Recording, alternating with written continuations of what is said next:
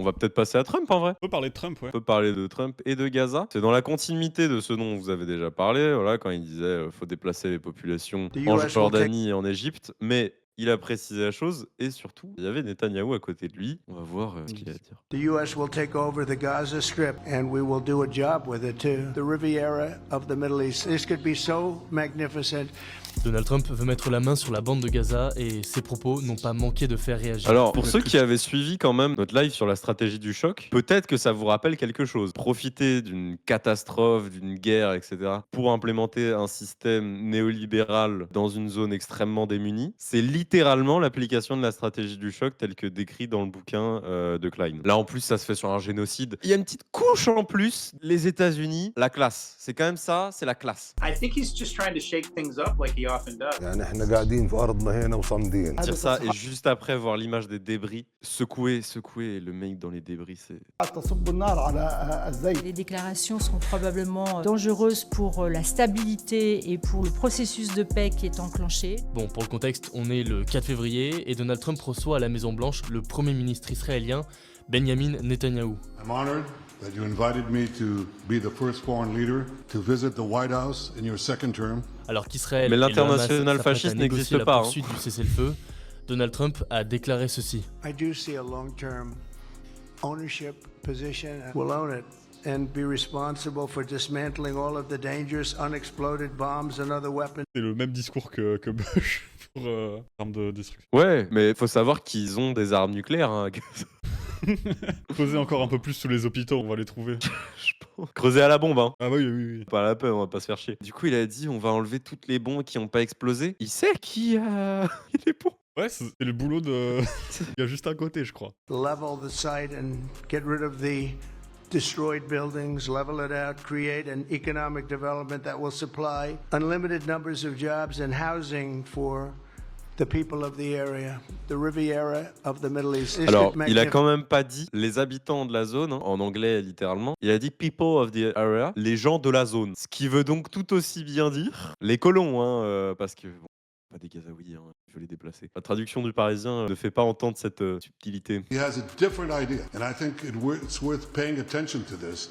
I think it's something that could change history. نحن نطالب الرئيس الامريكي بتراجع Ah عن bah ouais, هذه hein. C'est vrai que ça pourrait changer التصريحات. l'histoire parce que généralement, après les génocides, on dit ah peut-être c'était limite, peut-être on fait pas un déplacement massif de la population qui reste, qui a été réduite de 50 à 130 000 personnes, dont plusieurs dizaines de milliers d'enfants. Peut-être on se recueille un peu, on se dit ah est-ce que finalement l'humanité vient pas à nouveau de répéter l'une des plus grosses erreurs de son histoire. On fait pas des plages en général, c'est souvent. نطالب الزعماء العرب والمسلمين نطالب بعقد قمة عربية إسلامية عاجلة للنظر بمثل هذه التصريحات واتخاذ موقف تاريخي وإرسال رسالة للعالم أن الشعب الفلسطيني وقضيته العادلة محتضن من أمة S'il y a une العربية troisième والإسلامية. crise pétrolière, en vrai, ce sera la merde, mais ce sera bien cherché. Hein. Mais j'y crois pas trop, parce que Plusieurs bon, plans c'est plus du américains. tout le même Il y a- contexte que dans les années 70. Il n'y aura pas d'accord global à ce niveau-là. Les jugent inacceptables.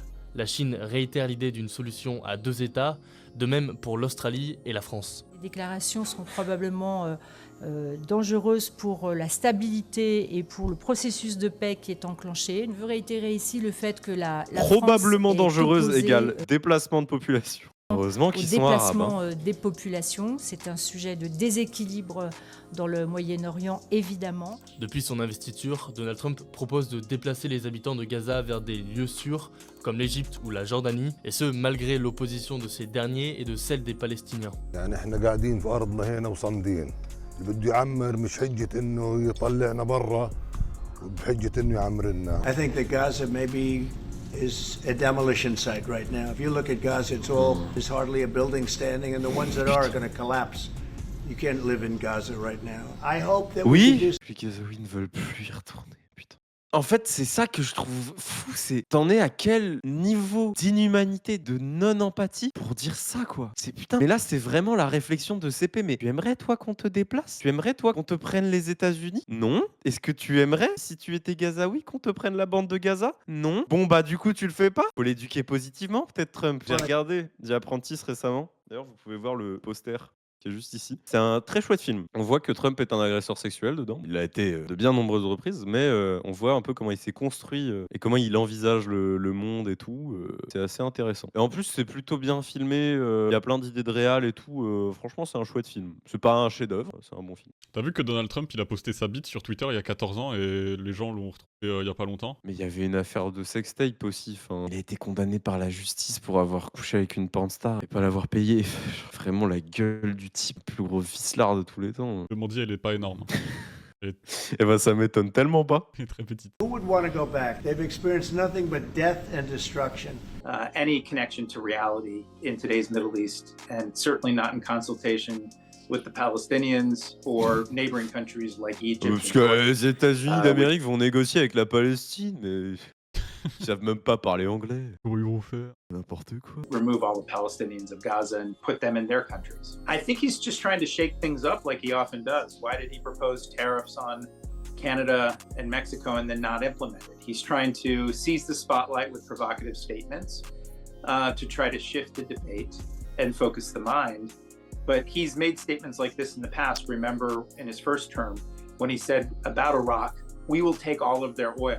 Now, did they even get close to doing any of that? No. Non, la différence étant que là, il travaille directement avec la puissance occupante qui est à côté de Gaza, quoi. Effectivement, prendre l'entièreté du pétrole d'un État souverain, ça semble un peu complexe. Car ça va demander des opérations coercitives, etc. Là, ils peuvent juste continuer ce qu'ils étaient en train de faire et à un moment...